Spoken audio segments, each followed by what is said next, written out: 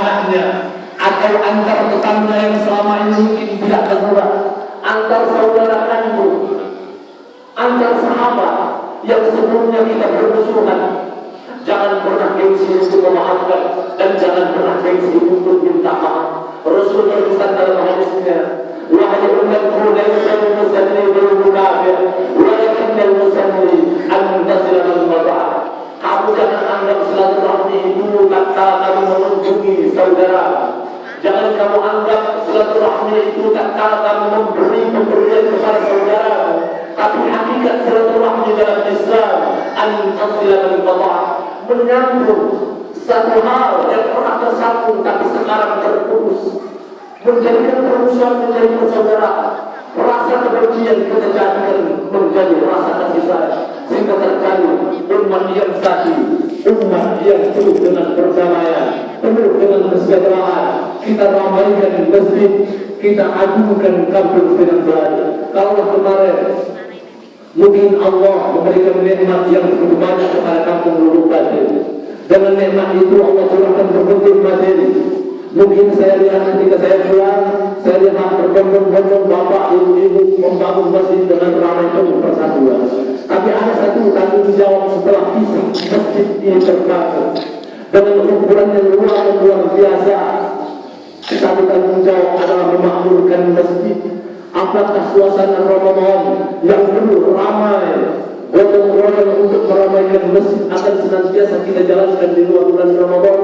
Apakah akan sibuk dengan karetnya, akan sibuk dengan bahan-bahannya, sibuk dengan perdagangannya, lantas cuek dengan masjid Allah yang kita bangun dengan jerih payah, ngecornya panas dari matahari, tapi setelah dibangun kita tinggalkan. Kita tidak peduli dengan masjid karena merasa sudah ada yang sholat, buat apa saya sholat lagi?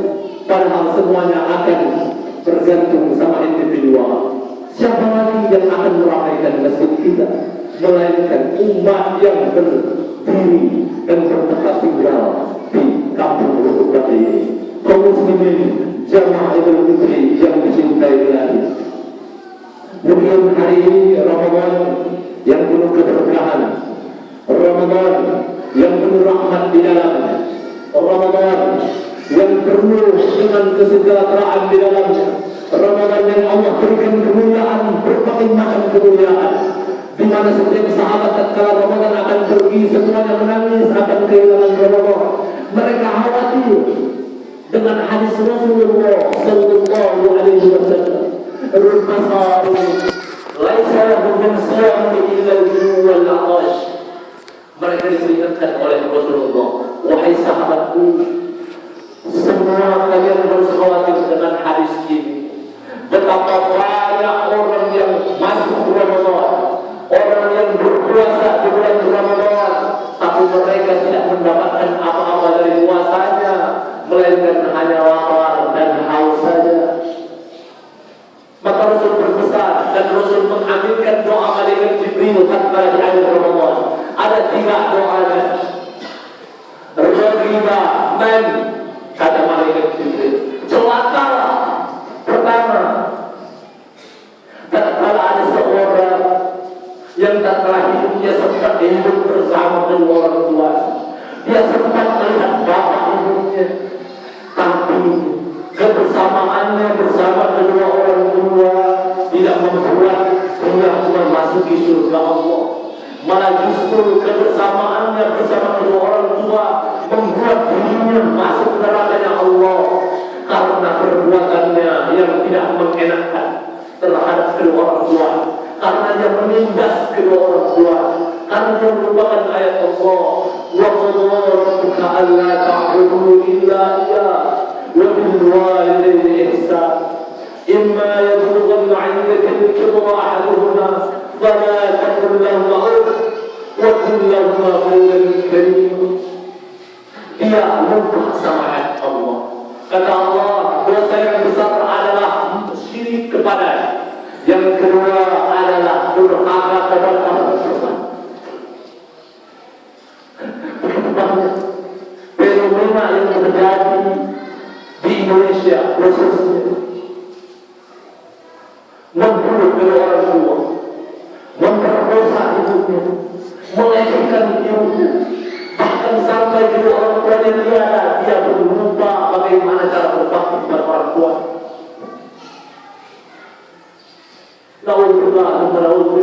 Lalu Rasul mengaminkan, amin kata Rasulullah, semoga Allah menjawab doa malaikat Jibril. Semoga orang yang durhaka betul masuk neraka kata Rasulullah, dan ini pasti dijawab oleh Allah. Doa yang kedua, Rohima anhum kata malaikat Jibril, celaka orang yang tatkala disebutkan Nabi Muhammad dia tidak enggan bersalawat kepada, dia enggan untuk mengikuti jejak Rasulullah, maka akan celaka tatkala dia meninggal dunia. Amin kata Rasulullah. Dan doa yang terakhir, man adraka Ramadan famata dakhalana. Siapa yang memasuki Ramadan lalu dia tidak mendapatkan apa-apa dari bulan Ramadan, dia tidak mendapatkan ampunan Allah, dia tidak mendapatkan rahmat Allah di bulan Ramadan, dia tidak mendapatkan keberkahan di bulan Ramadan, dakhalana. Sumpah Rasulullah mengaminkan, amin ya Allah. Maka di sini saya berharap untuk semua kalangan yang ada di seluruh batu agar senantiasa menghimbau, mengingatkan diri masing-masing. Mungkin hari ini kita masih kuat, hari ini beri kesempatan untuk hidup lebih lama, tapi tidak tahu, kita tidak ada yang mengetahui apakah tahun depan kita akan berjumpa dengan bulan Ramadan, sehingga kita bisa bertaubat kepada Allah, kita bisa minta maaf kepada Allah atas segala dosa yang sudah kita perbuat. Kita tidak tahu berapa besar dosa kita, berapa besar kekufuran kita terhadap Allah Subhanahu wa Ta'ala. Kalau berbicara tentang remaja adalah harapan dusun, bukan gadis adalah harapan dusun kita. Kalau kita lihat pergaulannya sekarang, kita lihat masjid sekarang, siapa yang meramainya? 1, 2, 3 orang saja. Di mana penduduknya? Di mana penduduk Lubuk Batu? Apakah kita akan sanggup menghadapi azab Allah yang dijanjikan Allah dalam surah Al-A'raf 9? Walau anna ahlul qura wattaqu lafatahna 'alaihim barakatin minas sama'i wal ardh walakin kadzabu fa'akhadnahum bima kanu yaksibun. Awalnya Allah berjanji yang beriman bertakwa aku berikan keberkahan langit dunia, tapi mereka mendustakan ayat kepada Allah.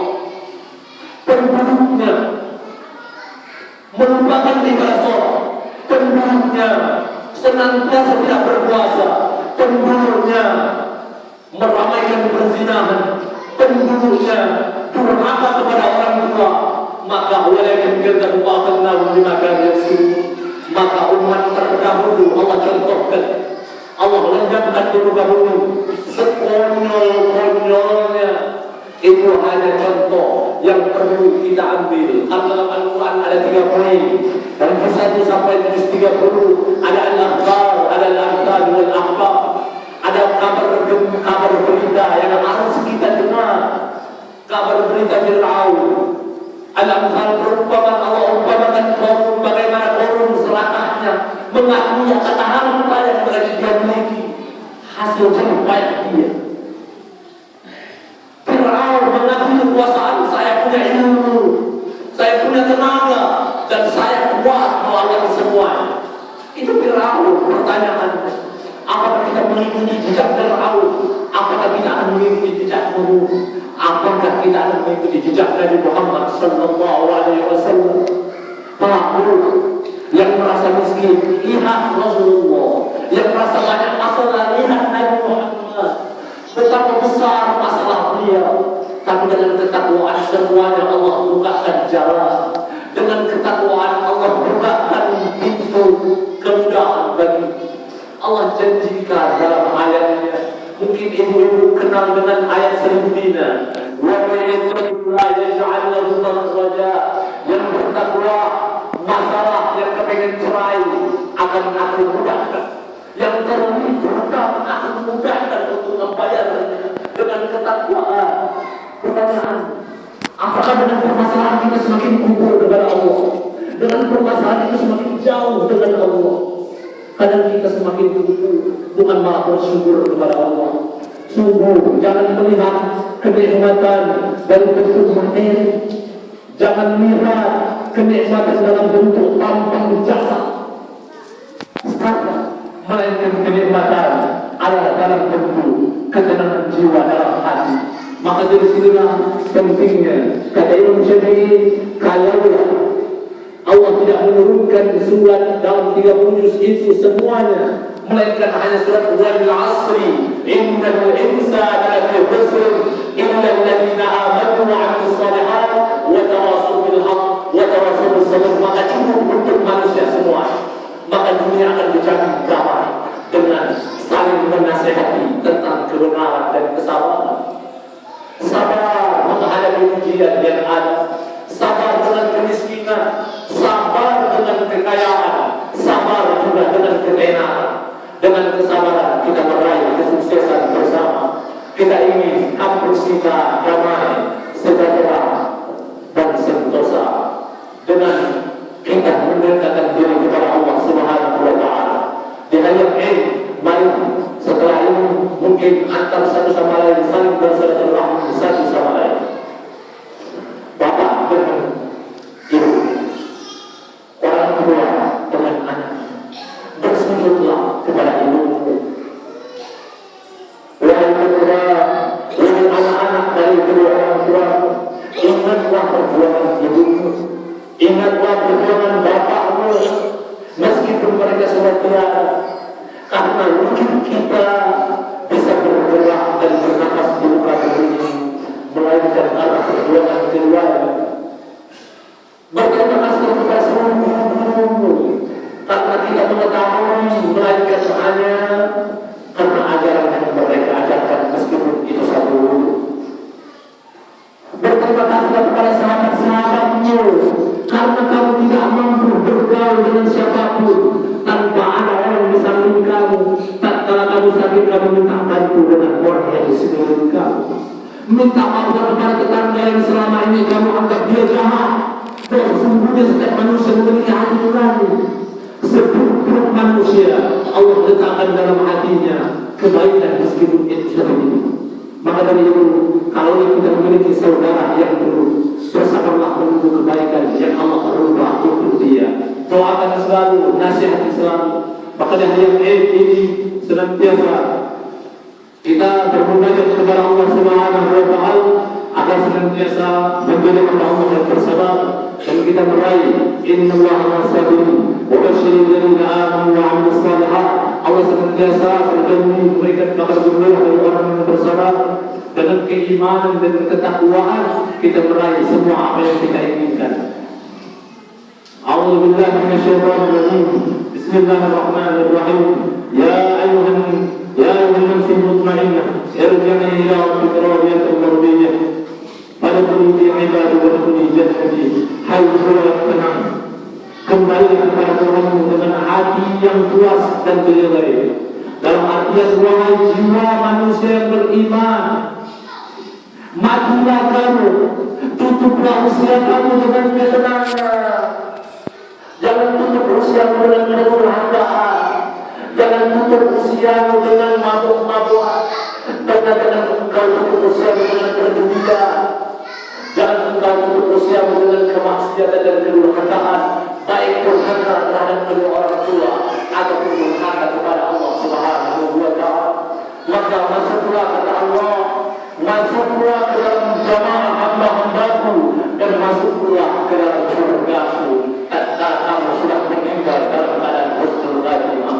Tidak ada kedurhakaan terhadap kedua orang tua dan tidak ada kedurhakaan terhadap guru, bahkan tidak ada kedurhakaan terhadap Allah Subhanahu wa Ta'ala. Barakallahu lakum fil Qur'anil 'azim wa nafa'ani wa iyyakum bil ayati wal dhikril hakim. Wa taqabbal minni wa minkum tilawatan innahu huwas samiul 'alim.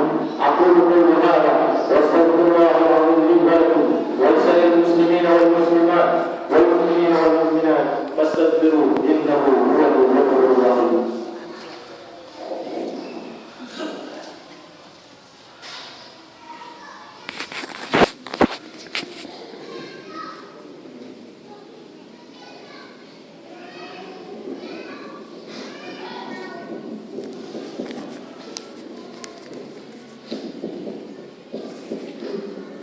Allah